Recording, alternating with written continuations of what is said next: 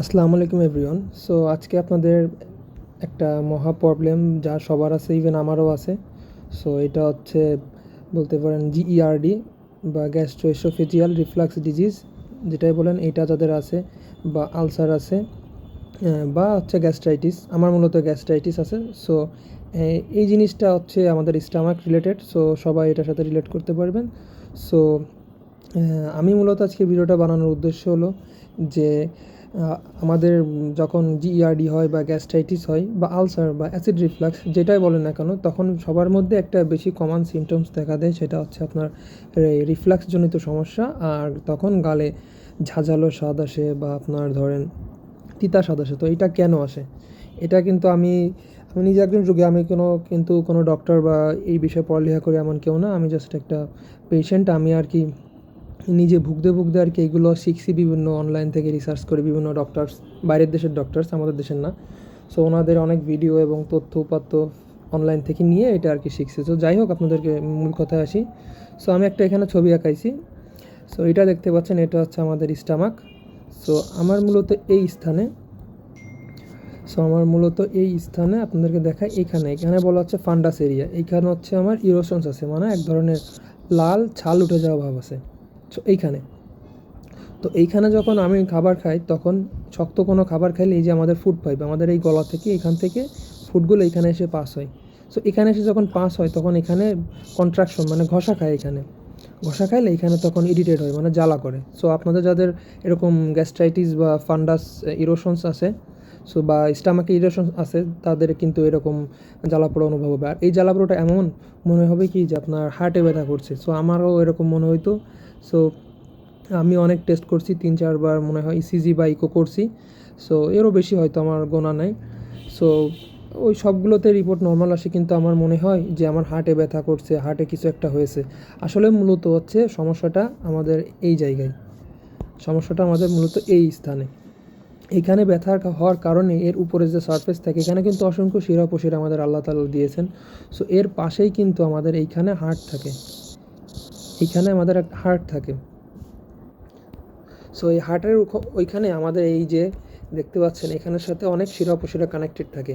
So যখন এইখানে জ্বালাপোড়া হয়, তখন কিন্তু আমাদের এই হার্টে ওই জ্বালাপোড়াটা কিছুটা অনুভূত হয়, কারণ এইখানের স্নায়ুগুলো ওখানের সাথে কানেক্টেড আছে।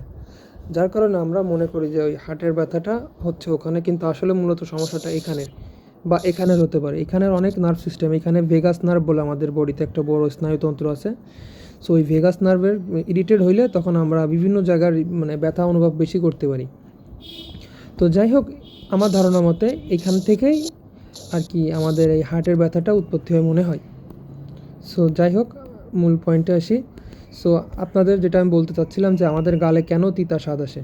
এই তিতা স্বাদটা আসার মূল কারণ হচ্ছে, আমি দেখা একটু আগে পাকস্থলীটা আঁকিয়ে নিই, সরি মুছে গিয়েছে। এই তিতা স্বাদটা আসার কারণ হচ্ছে আমাদের এই যে এখানে দেখতে পাচ্ছেন আমি জিবি লিখে রাখছি, মানে গল ব্লাডার। সো এই গল ব্লাডার থেকে আমাদের এখান থেকে বাইল নিঃসরণ হয়। সো এই বাইল নিঃসরণ হয়ে, এই বাইল কিন্তু আমাদের যাওয়ার কথা এই যে স্মল ইন্টেস্টাইনে, এখান থেকে ক্ষুদ্র অন্ত্রের মধ্যে যে দেন হচ্ছে লার্জ ইন্টেস্টাইনে, দেন আমাদের টয়লেট হয়ে বের হয়। কিন্তু যখন আমাদের পেটে আলসার, গ্যাস্ট্রাইটিস বা যে কোনো পেটের সমস্যা হয় আমাদের, তখন কিন্তু আমাদের এই স্টামাক, এখানে কিন্তু অ্যাসিড থাকে আমাদের এই পেটের ভিতরে। এখানে কিন্তু অ্যাসিড থাকে, প্রচুর পাওয়ারফুল অ্যাসিড, যেটাকে বলা হাইড্রোক্লোরিক অ্যাসিড, HCl। সো এই অ্যাসিডটা কী করে কি আমাদের খাবারগুলোকে ডাইজেস্ট করে এবং এগুলোকে ভাগ করে, ছোটো ছোটো অণুতে ভাগ করে, যেটার থেকে আমাদের খাবারের পুষ্টিগুলো আমরা এই স্মল ইন্টেস্টাইনে গেলেই তখন এটা থেকে আমরা পুষ্টিগুলো অ্যাবজর্ব করতে পারি। সো এইখানের কিন্তু অ্যাসিড কিন্তু অনেক কড়া অ্যাসিড। বিজ্ঞানের বইতে আছে এটা এমন কড়া অ্যাসিড যে এর মধ্যে যদি লোহাও দেওয়া হয়, একটা সময় লোহাও হজম হয়ে যাবে। সো যাই হোক, তো এইখানে যখনই অ্যাসিড কমে যায়, তখনই আমাদের পেটে নানা ধরনের সমস্যা দেখা দেয় বর্তমানে। কিন্তু অনেক ডাক্তাররা আপনাদের বলবে যে অ্যাসিড বেশি যাচ্ছে, আপনারা পিপিআই খান, মানে গ্যাসের ওষুধ বা অ্যান্টাসিড খান। সো ওইগুলা আমাদের কিন্তু সাময়িক রিলিফ দেয়, কিন্তু পার্মানেন্ট কোনো সলিউশন দেয় না। তো যাই হোক, আমি যেটা বলতে চাচ্ছিলাম, এই গল ব্লাডার যে বাইলটা আছে, মানে পিত্তরস, এটা কিন্তু যাওয়ার কথা নিচের দিকে, এই ডাউন দিকে। কিন্তু আমাদের কি হচ্ছে, আমাদের যখন এই পেটের মধ্যে মানে ব্যথা হচ্ছে, তখন আমাদের পেট কিন্তু আগের থেকে ইরিটেট থাকছে। সো তখন কি হচ্ছে, গ্যাসের ঊর্ধ্বমুখী চাপ হচ্ছে আমাদের পেটের মধ্যে, তখন এই গ্যাসের চাপ বিভিন্ন কারণে এই যে পিত্ত বায়েলটা উপর দিকে পাকস্থলিতে আসছে। আর পাকস্থলিতে আমাদের কিন্তু পিএইচ থাকার কথা, মানে অ্যাসিডের মাত্রা থাকার কথা 1 থেকে 3-এর মধ্যে। এটা মানে খুব অ্যাসিডিক, কিন্তু এইখানে হয়তো 1 থেকে 3-এর থেকে কম আছে, 1-এর থেকেও কম। যেই অ্যাসিডটা কমের কারণে আমাদের বডি রেসপন্স করছে না। এই যে আমাদের এখানে আছে একটা জিনিস আল্লাহ দিয়েছেন, এটাকে বলা হচ্ছে লোয়ার এসোফেজিয়াল স্প্রিংটার। এটা সো এটার কাজ হলো কি, আমাদের যখন পেটে খাবার যাবে তখন এই ভাল্বটা খাবার খাওয়া হয়ে গেলে অটোমেটিক বন্ধ হয়ে যাবে, যাতে পেটের অ্যাসিডটা উপর দিকে উঠে আসতে না পারে। কিন্তু যখন আমাদের পেটে ধরেন এইখানে অ্যাসিডের মান কম আছে, এখন কত কম আমি বলতে পারবো না, কারণ সবার পেটে একরকম মান থাকে না, ধরে নেন যে কম আছে, তখন হবে কি যে এই যে পিত্তজের রসটা এই অ্যাসিডের সাথে মিশ্রিত হবে, গ্যাসের কারণে মিশ্রিত হইয়া তখন এইখানে একটা তৈরি করবে, একটা গ্যাসের বুদবুদ তৈরি করবে। এই গ্যাসের বুদবুদ এই অ্যাসিড এবং ওই পিত্ত বায়েল যেটাই বলেন, এই বায়েল উপর দিকে উঠে আমাদের এইখানে এসে জমা হবে। এখানে জমা হইতে হইতে এই উপর দিকে উঠতে থাকবে, কারণ ওই গ্যাসের চাপ উপর দিকে ঊর্ধ্বমুখী চাপ সৃষ্টি করছে। এর কারণে আমাদের গালে তিতা স্বাদ হবে। এখন এটা ঠিক করার অনেকগুলো ওয়ে আছে, কিন্তু এটা ঠিক করতে গেলে আমাদের আরেকটা প্রবলেম হবে, সেটা হচ্ছে যে আমাদের এই যে আপনাদেরকে দেখালাম, সরি আগে সব মুছে নিই তাহলে বুঝতে আপনাদের সুবিধা হবে।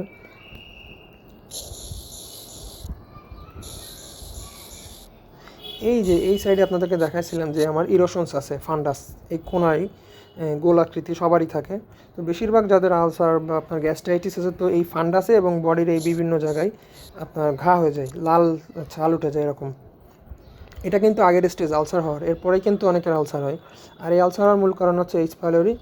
সো যাই হোক, তো এইটা ঠিক করতে হলে আমাদের যেটা বললাম পিত্তর বায়েল, এই বায়েলটা যাতে নিচের দিকে যায়, এটা ঠিক করার জন্য আমাদের দরকার হচ্ছে BTNHCl খাওয়া বা অ্যাপেল সিডার ভিনেগার খাওয়া বা হচ্ছে আপনার আদার রস খাওয়া। এটা করবে কি আমাদের বডির যে ন্যাচারাল যে অ্যাসিড তৈরি হয় এটাকে নিঃসরণ একটু বাড়ায় দেবে, এবং এর যে পিএইচের মান, এই পিএইচের মানটা ঠিক রাখবে। যখন এই পিএইচের মানটা ঠিক রাখবে তখন আল্লাহ যে আমাদের এই যে বললাম এলইএস দিয়েছে, লোয়ার এসোফেজিয়াল স্প্রিংটার, এটা কিন্তু ঠিকঠাক বন্ধ হয়ে যাবে। বন্ধ হয়ে গেলে তখন এই অ্যাসিড এবং গ্যাস তৈরি এইখানে যে গ্যাসটা তৈরি হয়, এই গ্যাসটা তৈরি হবে না। গ্যাসটা তৈরি হওয়ার কারণ হচ্ছে ইনডাইজেশন।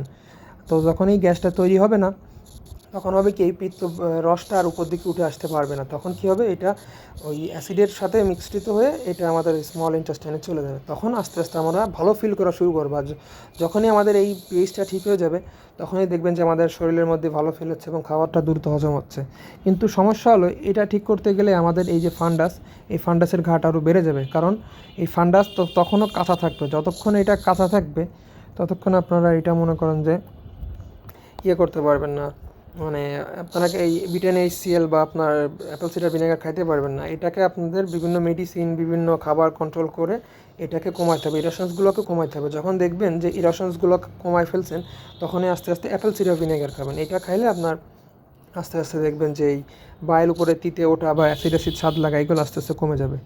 তো এটা আজকে বোঝাতে চাচ্ছিলাম। সো যারা বুঝতে পারছেন তাদের জন্য ধন্যবাদ, আর যারা বুঝতে পারেনি তারা আমাকে কমেন্ট করতে পারেন, আমি আপনাদেরকে চেষ্টা করব যে বাকিটুকু বোঝা দেওয়ার জন্য সবার। তো যাই হোক, আজকের ভিডিওটা এই পর্যন্ত। যদি ভালো লাগে তাহলে আমাকে জানিয়েন কমেন্টে, যদি ভুল কিছু বলে থাকি অবশ্যই জানাবেন, কারণ আমি কিন্তু কোনো ডক্টরি ব্যাকগ্রাউন্ড না, আমি একটা সাধারণ মানুষ। জাস্ট আমি এই রোগের ভুগতেছি প্রায় 1.5 বছর ধরে। সো এটা নিয়ে রিসার্চ করতে করতে আমি অনেক কিছু জানতে পারছি, এই জন্য আপনাদের ভাবলাম যে জানাই, এই জন্য আর কি এটা ভিডিওটা বানানো।